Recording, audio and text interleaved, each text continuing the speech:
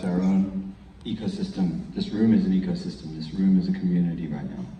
This room is a choice. Everybody chose to be here together for a common purpose, individually and together.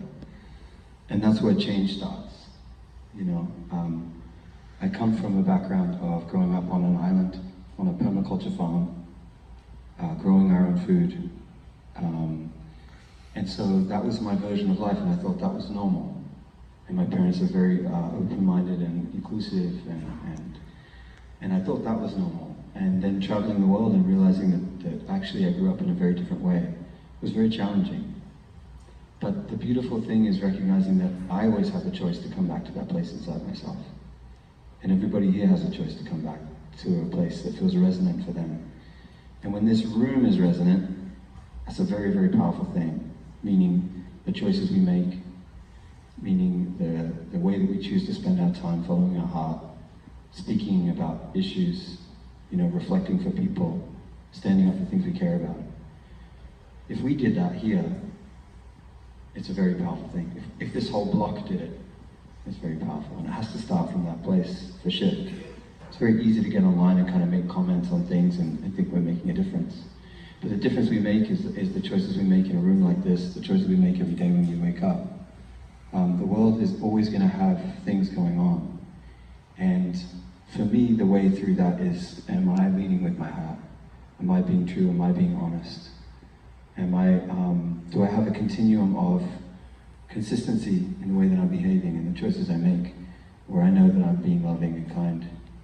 And for me, that's the thing that resonates the most, letting go of the sides, letting go of left and right, letting go of these narratives, and standing and being willing to stand in front of anybody and have a conversation about values, about heart space.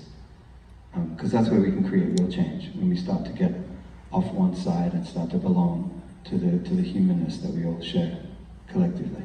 So that's kind of where I try to focus it. Otherwise I get overwhelmed, apathetic. That doesn't do anything. So tonight I choose to undress, I choose to be vulnerable, I choose to be in this space, to leave what I know, to come and share my art, and hopefully that can catalyze something in you guys to go and keep sharing what you do and change. And that's what it's all about, you know.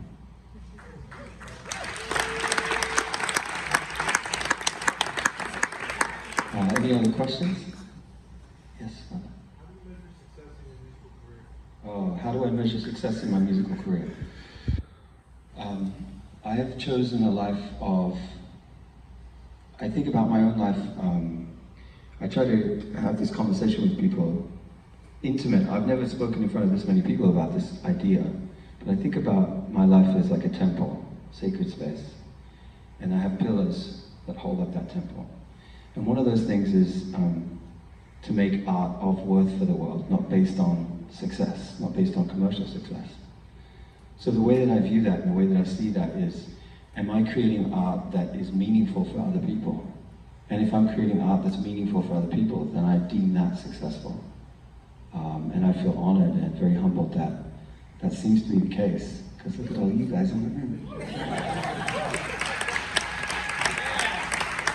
Am I impacting people? That's a measure of success. That's a measure of a good life. And not on scale, just are you impacting the people around you? Yeah. I discovered your music from Dark, the soundtrack on Netflix. Have you seen it? Have I seen, what is it, Dark? Dark, yeah. I haven't seen Dark. Oh, well, you're featured in it. Yes. And it's I love the way that music can catalyze experience. Whether it's in film or scoring things, to do with dance, to do with other art mediums. Music is this beautiful capability to create a catalyst for the emotion to go so much deeper. So I'm always honored. I try to say yes. I always watch the shows, I always watch the films that my music's going to be a part of to make sure it's resonant. But I try to allow it to go out there, because ultimately, like, once I've made the music, it doesn't belong to me. It belongs to you guys. Another question? Let's get it. Okay. Oh, what's up? Sorry, I didn't mean to put you on the spot, but I love our younger generation. It's a beautiful. She loves you. I've been listening to you for a very long time. I saw you in New York. I listened to you listening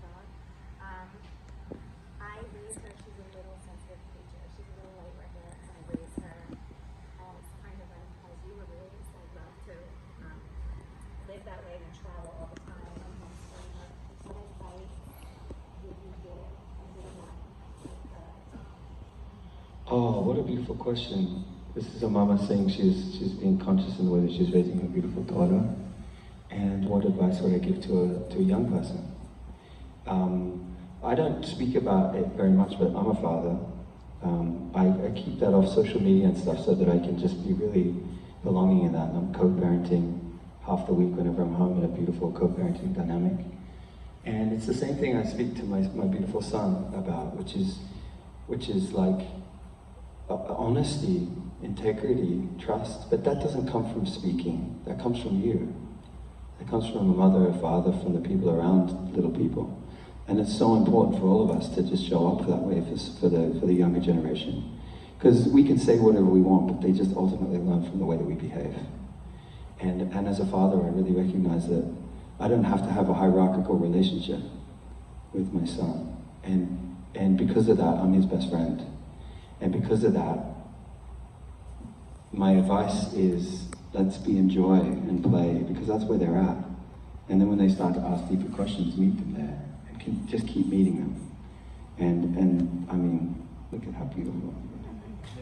I don't want to, they're the coolest. Little people are the coolest because they're the most pure. And there's no bullshit. They just show up and they're exactly who they are, which is what we're kind of always trying to get back to some degree. Yeah, thanks for bringing it. One more? Yeah?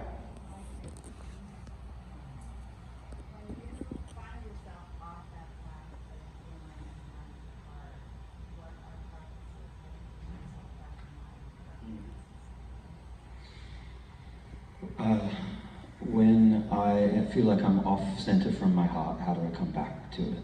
Yeah? More or less. Is it the question, isn't it?